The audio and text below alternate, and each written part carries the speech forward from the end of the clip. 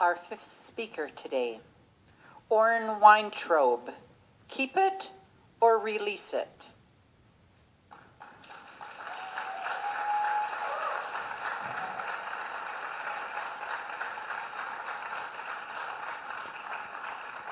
Keep it or release it, Oren Weintraub.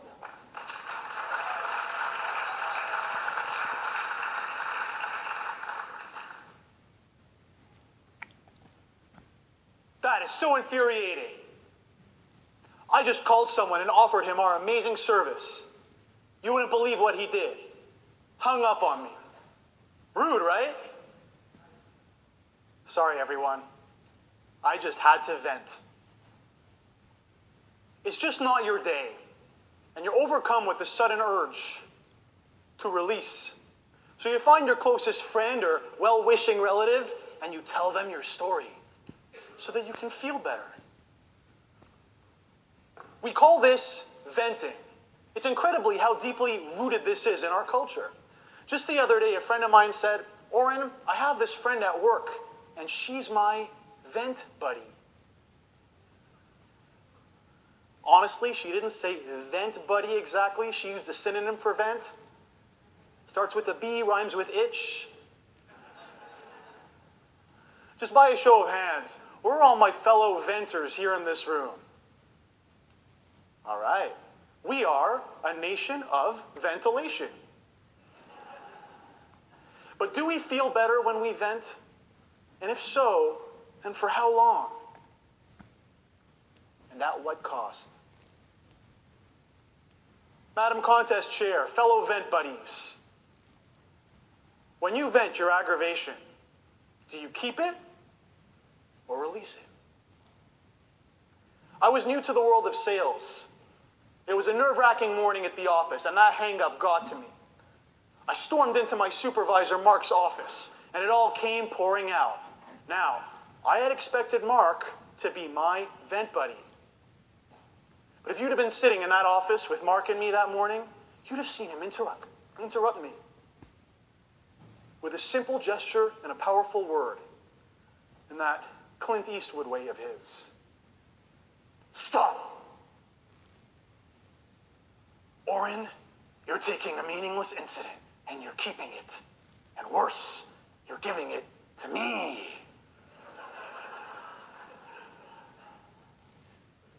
You've had 10 conversations this morning. Why aren't you telling me about the other 9? Get off my lawn.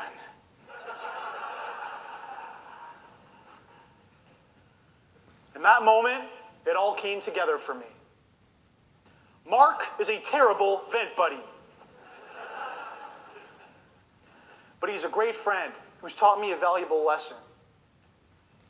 This reminds me of a saying that every speech we give is really 3 speeches.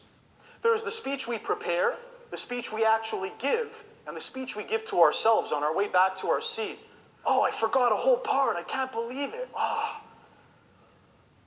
That's our mind keeping the one thing that went wrong instead of the 10 things that went right. Just like my one hang-up that morning.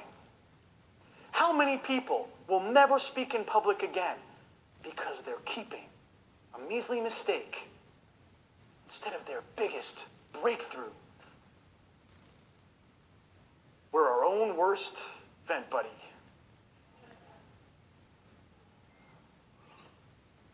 When we vent, we fan the flames of our aggravation, like blowing a spark into a fire. But the high cost of venting is we're redirecting it at the people we care about. I remember one afternoon last spring. It was a rough day. I came home feeling upset, frustrated, and stressed. I didn't even turn on the lights. I just plunked myself down on my couch and called my girlfriend. And it all came pouring out. Lilac, my boss just dumped all this work on me and he wants it done by Friday. I didn't sign on for this. This is so unfair. I hate my job. I hate my life.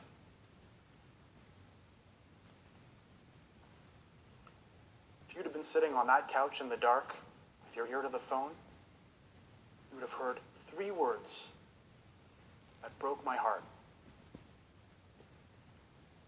"Aw, I'm sorry." And she really was. I knew then that I had just taken my toxic emotion and dumped it on her, with as little regard for her as my boss had had for me. And now the woman who cares so deeply about me had taken on my pain. Greatest vent buddy ever. You're taking a meaningless incident and you're keeping it. And worse, you're giving it to me. Linda Evans once said, "If there is no inner peace, people can't give it to you. The husband can't give it to you. Your children can't give it to you. You have to give it to you." Do we sometimes need an outlet for emotional release? What's the answer, everybody? Yeah, so release. Laugh. Cry. Go to the gym.